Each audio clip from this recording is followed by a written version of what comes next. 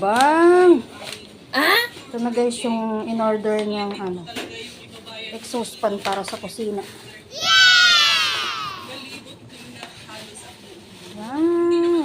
Ilalagay niya dyan guys sa exhaust fan sa kusina para pag nagluluto hindi ganong maamoy, tsaka mainit, at tsaka mausok. Yan.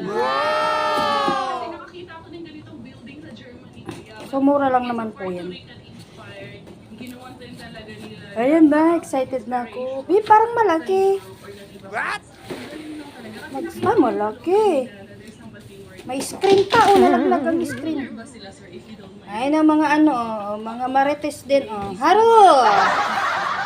Hyper! Ay, parang malaki ang puwet. Iya ba? May exhaust fan na kami.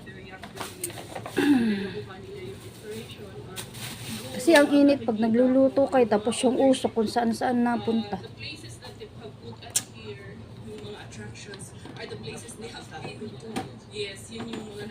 Ayan guys, sa update ng aming order ngayon sa Shopee. Ayan guys, update ko po ulit kayo pagka ikakabit na ni Mr. yan dun sa kusina namin.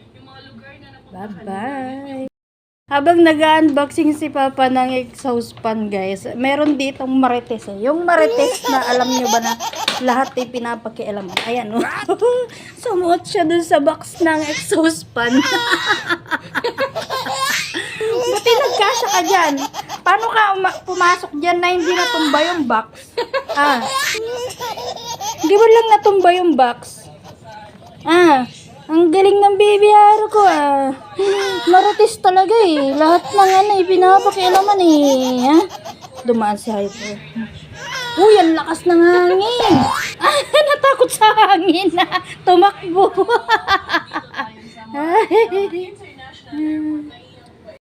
Guys, nakabit na ni Mr. yung aming blower. Ayan. Hindi ko na kayo na ipakita kanina nung nagkakabit si Mr. kasi naglalaba ako. So, busy ako maglaba. Gusto ko matapos agad. Kasi dito sa amin guys, malakas pa rin yung hangin. Tapos makulimlim pa din. Makulimlim pa rin siya. Kasi dyan, sa area na yan, sa likod na yan, ay dagat na. So, habagat. Hindi na aalis yung habagat dito sa amin. So, ang hangin. Lakas ng hangin. Ayan. Ayan guys, yung update sa aming exhaust fan. Ventilation fan, tinatawag. Ayan, nakabit na po siya guys. So, umaandar siya. Umaandar siya. So, ayan guys, pinatay ko na yung ilaw kasi connected pala yan sa ilaw. Tsaka yun, yung may switch doon. Ayan yung wire niya. Kaya pala pagpatay yung ilaw, mamamatay din tong exhaust fan. Yan, ganyan po yung kinabit ni Mr. Ayan guys. Yan po ang update sa pagkabit po ng aming exhaust fan.